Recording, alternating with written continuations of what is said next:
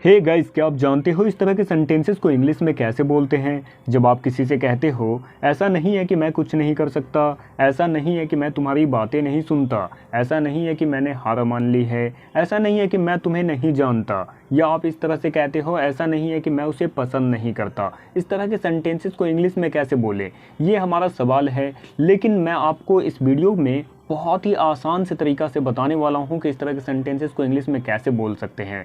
तो इस वीडियो को एंड तक देखिएगा। आई होप कि ये वीडियो देखने के बाद आप इस तरह के सेंटेंसेस को आसानी से बना पाओगे। तो चलिए इस वीडियो को स्टार्ट करते हैं एंड बहुत ही आसानी से इस तरह के सेंटेंसेस को बनाना सीखते हैं। हे गाइस, सच बताऊं तो इस तरह के सेंटेंसेस को बनाना सच में बहुत आसान है। अगर आपको टेंस आता है तो आप इस तरह के सेंटेंस को आसानी से बना सकते हो। अगर टेंस नहीं आता है तो इस वीडियो के डिस्क्रिप्शन बॉक्स में मैंने एक लिंक दिया है, उस लिंक पर क्लिक करके आप टेंस की सभी वीडियो को आसानी से देख सकते हो और घर बैठे टेंस सीख सकते हो। चलिए अभी मैं आपको आसान सा तरीका बताता हूँ इस तरह के सेंटेंसेस को बनाने का। अगर किसी भी हिंदी वाक्य के स्टार्टिंग में, शुरू में अगर आपको नज़र आए ऐसा नहीं है कि, अक्सर ऐसा होता है ना, हम जब इस तरह के सेंटेंसेस को बोलते हैं, ऐसा नहीं है कि मैं इसे जानता था, ऐसा नहीं है कि मैंने हार मान ली, तो इस तरह के सेंटेंस को जब भी बोले तो ऐसा नहीं है कि, इसके लिए आप इंग्लिश में यूज़ करेंगे it's not that. It's not that, इसके बाद आपने अपना कंप्लीट सेंटेंस बोलना है। याद रखेंगे, जब भी हिंदी सेंटेंस में आपको नज़र आए ऐसा नहीं है कि, तो इंग्लिश में बोलेंगे it's not that plus sentence. Sentence में अपना जो भी सेंटेंस हो वो आप बोल सकते हैं। ये टेंस के अकॉर्डिंग चेंज होता रहेगा सेंटेंस। ठीक है, आइए कुछ एग्जांपल्स के साथ इस बात को बहुत ही अच्छे से समझते हैं। जब आप किसी से कहते हो ऐसा नहीं है कि मैंने हार मान ली, सबसे पहले क्या लिखेंगे? It's not that. ऐसा नहीं है कि, इट्स नॉट डैट। अब यहाँ गौर से देखें, मैंने हार मान ली, ये पास्ट इंडेफिनिट टेंस का सेंटेंस है, इसलिए आपको याद होगा, अगर आपने टेंस का वीडियो देखा होगा तो आपको याद होगा, पास्ट इंडेफिनिट टेंस में सबसे पहले सब्जेक्ट लिखते हैं, इसके बाद लिखते हैं वर्ब की सेकेंड फॉर्म। अगर आप जानते हो मैंने हार मान ली तो इसे क्या लिखेंगे? I give up. मैंने हार मान ली, I give up. It's not that I give up. आप याद रखेंगे, गिव अप मीन्स होता है हार मानना, और यहाँ गिव की सेकंड फॉर्म गिव का यूज़ किया गया है। It's not that I give up, क्योंकि पास्ट इंडेफिनिट टेंस में सब्जेक्ट के बाद वर्ब की सेकंड फॉर्म यूज़ होता है, इसलिए हमने लिखा it's not that I give up. आइए एक और सेंटेंस देखते हैं। जब आप किसी से कहते हो ऐसा नहीं है कि मैं इसे जानता था, ऐसा नहीं है कि मैं इसे जानता था, तो सबसे पहले क्या लिखेंगे? It's not that.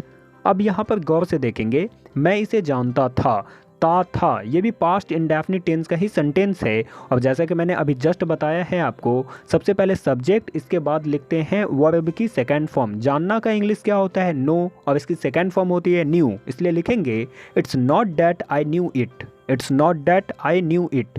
आइए एक और सेंटेंस देखते हैं। जब आप किसी से कहते हो ऐसा नहीं है कि मैं उसे पसंद नहीं करता, ऐसा नहीं है कि मैं उसे पसंद नहीं करता, सबसे पहले क्या लिखेंगे?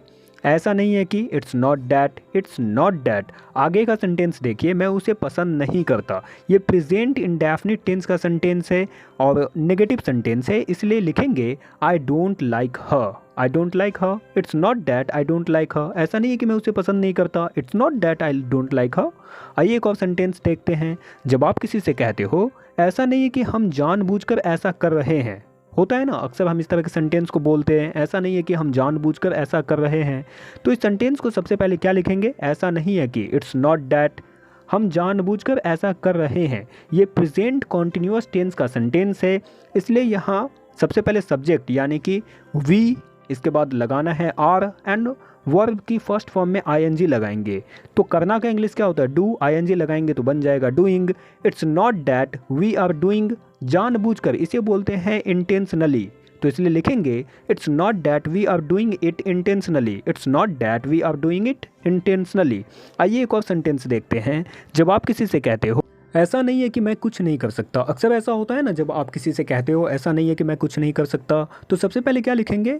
ऐसा नहीं है कि, इट्स नॉट डैट मैं कुछ नहीं कर सकता, तो इसे इंग्लिश में बोलेंगे I can't do anything. I can't do anything. Complete sentence क्या हुआ? It's not that I can't do anything. इसी तरह अगर आप किसी से कहते हो ऐसा नहीं है कि मैं तुम्हारी बातें नहीं सुनता, ऐसा नहीं है कि मैं तुम्हारी बातें नहीं सुनता, सबसे पहले क्या लिखेंगे? ऐसा नहीं है कि, इट्स नॉट डैट मैं तुम्हारी बातें नहीं सुनता। ये भी प्रेजेंट इंडेफिनिट टेंस का सेंटेंस है और नेगेटिव सेंटेंस है, इसलिए क्या लिखेंगे? I don't listen to your words.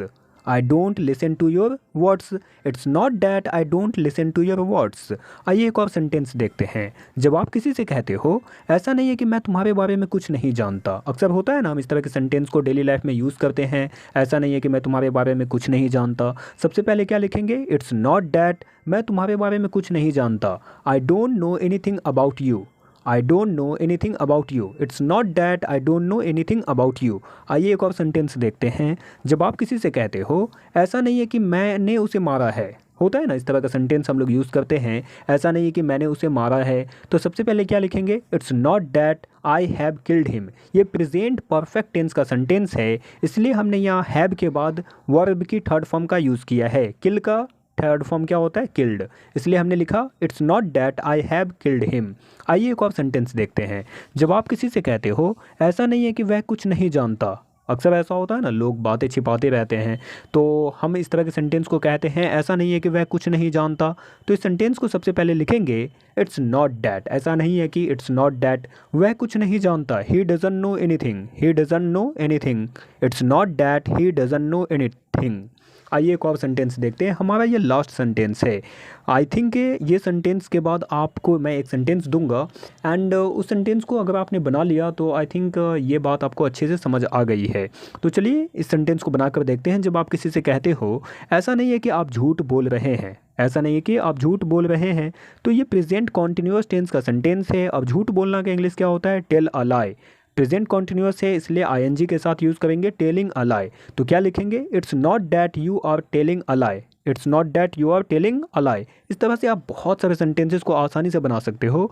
बस आपने एक छोटी सी बात याद रखनी है जो मैंने आपको ऑलरेडी बता चुका हूँ। मैंने ऑलरेडी आपको बताया है, ऐसा नहीं है कि किसी भी हिंदी वाक्य के स्टार्टिंग में ऐसा नहीं है कि नज़र आए तो आप इंग्लिश में इट्स नॉट डैट का यूज़ करेंगे। इसके बाद आपने अपना टेंस के अकॉर्डिंग सेंटेंस बोलना है, जो भी सेंटेंस हो वो सेंटेंस आप इसके बाद लिख सकते हैं। It's not that plus sentence. आपके लिए यहाँ एक सेंटेंस दिया गया है, इस सेंटेंस को बनाकर आपने कमेंट करना है एंड प्लीज़ इस वीडियो को लाइक करें, अपने सभी दोस्तों के साथ शेयर करें। आई होप कि ये वीडियो आपको अच्छी लगी होगी, सो प्लीज़ लाइक करना ना भूलें। तो चलिए मिलते हैं नेक्स्ट वीडियो में, तब तक अपना ख्याल रखें। Thanks for watching.